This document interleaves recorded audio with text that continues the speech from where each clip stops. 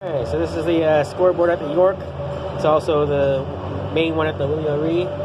So right now it's all zeroed out.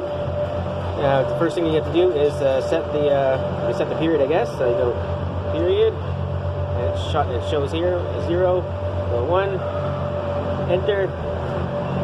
It's good. Game time. Right here, game time. We'll go 15 minutes. They'll pick whatever was picked last there. So we'll just go enter, enter, enter. Oh, and actually went to period 2 because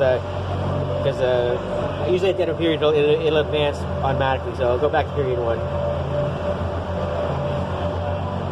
Okay, so then if somebody's after that like after puck drop, you basically just press run, press stop when the whistle goes.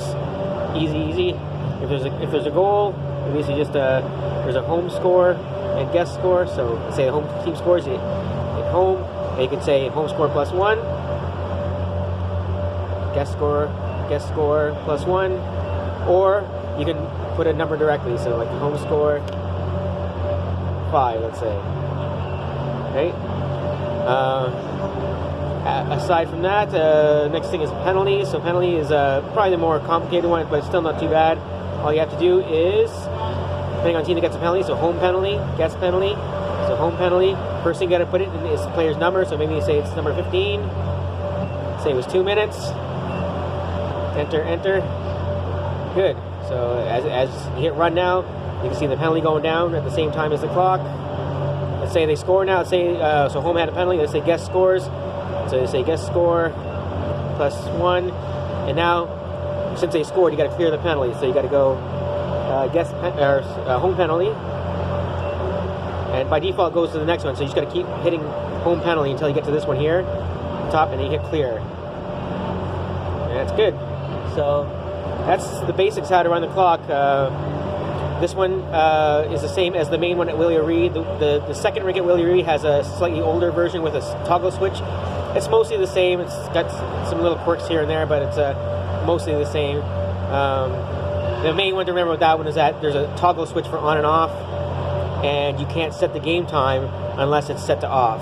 Whereas this one here, kind of at the end of a period, this one it stops automatically, so you don't have to hit it to off. But on the other one, when the period ends, you got to go from run to off, and then you can set the game time for the next period. So that's pretty much it. So just to reset everything, I'll just go game time 15. Oh.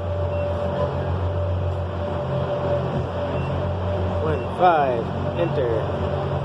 0, 0. 0, 0. Good. Home score, we'll just clear it. Guest score, clear it. And if you want to get ready for warm-ups, there is another thing here. There's int mode here. So here I can just press int mode. It's already set for 3 minutes here.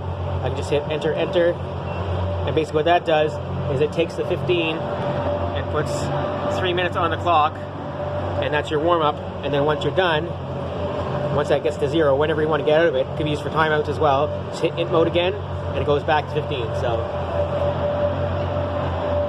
yeah, that's basically how to work the clocks. I can't remember which version of these is at the Grant Harvey. It might be the same thing where it's at the O'Ree, where it's the nice one on the nice rink, and then the older one at the old rink. LBR has an older one, so it's totally different.